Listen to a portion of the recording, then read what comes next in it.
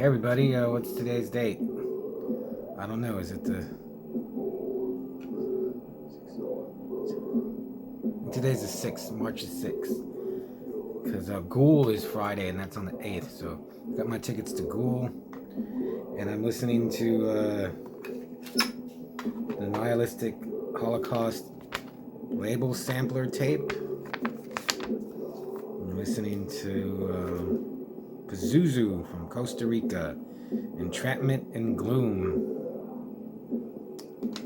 And man, I got a good one for you. I just got done watching Fortress from 1985, the Australian film starring Rachel Ward. Man, it was so good. I remember seeing it because it was an HBO original. And I vividly remember it. I think I saw it a few times. Yeah, I know I saw it like multiple times when it came out. And then it just disappeared, and I haven't seen it since. And I would think about it every once in a while, but discovering new movies, I was it's just like that was like a kids movie that I saw when I was like 10 or 11. It's not like it's no Eyes of Fire, or that's kind of a bad example, or Lady Terminator, Seventh Curse. But after I reviewed The Final Terror and Fair Game, I'm really looking for these movies, or these survival movies. And Fortress, it was awesome. It's an hour and 28 minutes, and I was glued to my computer screen for the whole time. And actually remembered most of it, and then as I was watching it, stuff was coming back to me. And then I was reading reviews, and just so many people saw it. Like, I was like, is this literally like a movie that only kids saw on HBO back in like '85 when it came out? So many people were like, yeah, I saw this, and I forgot about it, or I thought like I don't think anyone actually said they like thought they dreamed it up, but a lot of people were like, I saw it and I've never seen it again. I've looked for it. I forgot what it was called. One review I really liked was this guy said he saw it back then, and he went to his friend's house for a sleepover, and he was telling him about this movie, and he says, like, lo and behold, an hour later they showed it on cable, and we watched it, and I was like, wow. So it's in the Outback. Rachel Ward, Sally, she's a teacher. This is a really small classroom. It may be 10 kids. I think it's like 9 kids. And they're in class. There's a little classroom, and then some dudes show up in masks. Like at first, like one of the kids is like they say they saw Mac the Mouse, I think, or there's Mac the Mouse, Dabby Duck, Pussycat, and Father Christmas. And then they just come in, and their whole plan is to kidnap the kids and hold them for ransom. And the masks look really good. The Santa Claus mask is actually kind of scary. The cat one is weird looking, and then there's the duck and the mouse are a little off, but it's the Santa Claus one that's like the scariest. And these guys are really mean to them, and then they take them deep into the forest. And then there's one part where Sally asks if they can stop so the kids could, pee, go to the restroom. And when they do, like, she tells one of the kids, like one of the younger boys, like the third oldest. She's like, they're not gonna remember how many there are. You make a run for it, get help, and the police will come find us. And they're successful. Like, the kid gets away, and then when they're in the van, the kids start singing. And when they get to this one part, this stupid little girl, she's, oh, that's Timmy's part. And then they know that they're missing one. Or Tommy, I think it's Tommy. So they stop and they get out and they threaten one of the kids, one of the little kids. So Sally's like, come on, Tommy, just come back. So that was pretty harrowing. And then they take him to this cave, and they push a boulder, and they put him in this cave, and they push a boulder over it, and then they leave.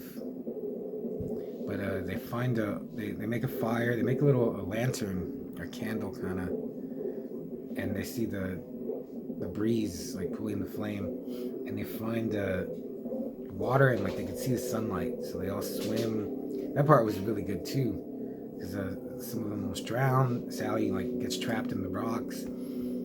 Oh yeah, and when she's taking her clothes off to swim, when they first find it, she's with Sid, and he's like maybe like 13, 14, and he sees her like taking her shirt off, and then he like looks away. Like, Sid's a good kid.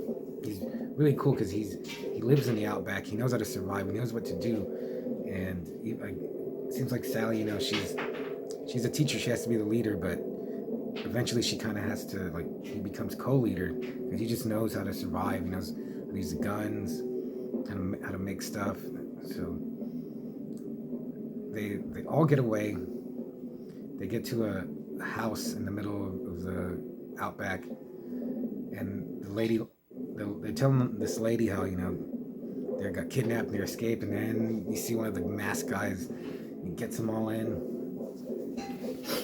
and then there's a old man and his wife, and they blow the old man away. And I vividly remember, like, well, I remember when I saw it, like they like these guts coming out, and it was just really violent. And I remember it scared me when I was little. And it's not much different from what I remember. His guts don't come out, but they blow the crap out of him. He flies. He does it in front of shoot him in front of the kids. It's pretty harrowing. It's pretty hardcore stuff. There is a lot of blood and like chunks of like shredded flesh that you see. It's not too graphic, but it is graphic, but it's not like gratuitous. So they take him, put him in the barn. Man, you know, I'm telling the whole movie because it's really good. But yeah, it ends in a final battle for survival, and it was really good. The setting, the bad guys, they're the only thing they didn't have. Well, they had a van, but they didn't have like a crazy truck like in Razorback or Mad Max or a Fair Game. It's all they needed. But these guys were pretty good. They get a little lamanish because one of the students, she's a little older. I think she's like, oh my god, I think she's like 14 or 15, and those animal hostage takers are like looking at her. They're perving on Sally. It's not layman. They never assault anyone like in a layman novel, but it like pointed in that direction. I was like, ugh, it's so sick. And without telling you just everything that happens, towards the end, the hostage takers, they turn in just like The Hills Have Eyes. Guys are screaming and making noises out in the woods, and they're calling for the miss and for the girl Norelle. They're gonna get her, and it's just so isolated, and it was really good until when it got to the point where I remember, okay, they're gonna make their stand and fight back. It was still like 20 minutes, a little more than 20 minutes left, and I was like, oh, what happens? But it's just nonstop. I really liked it. I'd give it a 4 out of 5. Manos Hands of Fate. It's on YouTube.